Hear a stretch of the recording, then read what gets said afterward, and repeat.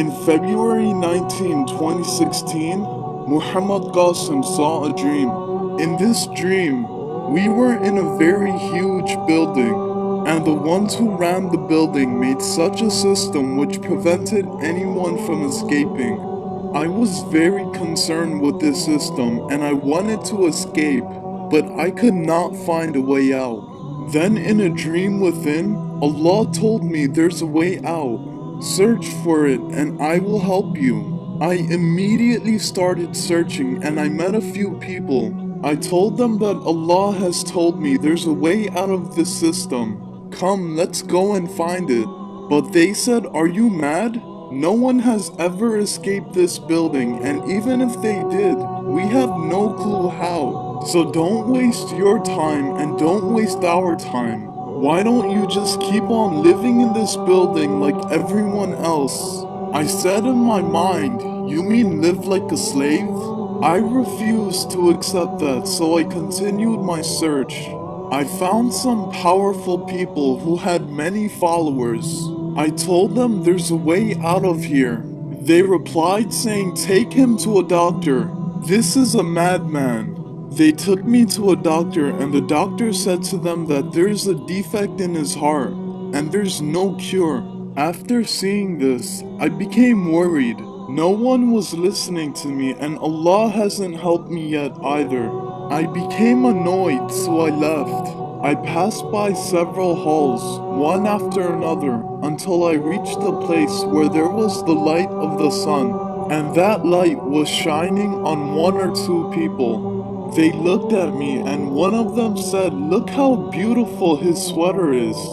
I looked at my sweater and I became surprised, thinking, when did I put on this sweater before? It was actually a very beautiful sweater with amazing coloring. I didn't understand, so I continued walking towards the source of the sunlight. A man said if he is truthful, then he will distribute food and money. I ignored them and went to the source of the light. It was a small hole in the wall where the sunlight was coming from. I became happy but said this hole is not big enough for me to escape. I stuck my hand in to see if I could make it bigger, and it expanded by a little. So I inserted both hands and my head and I was able to climb out. I became very happy knowing the help of Allah had come.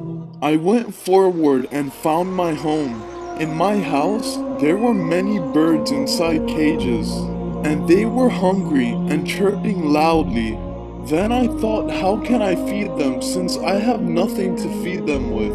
I became worried, so I clenched my hands into a fist and felt grains of food. I poured the grain into the container of one of the birds until it became filled, and my hands also remained filled with grains, and I was amazed, thinking, where are these grains coming from? Then I gave a little amount to every bird, fearing that the grains in my hand might run out, but they didn't. And then I gave them water just like that, and they were all eating. I became very tired after doing all this and told myself how this is difficult work.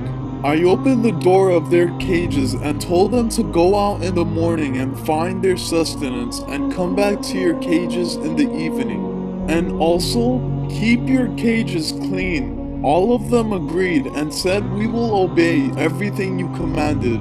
I became surprised, thinking what type of birds are these that they are able to talk to me.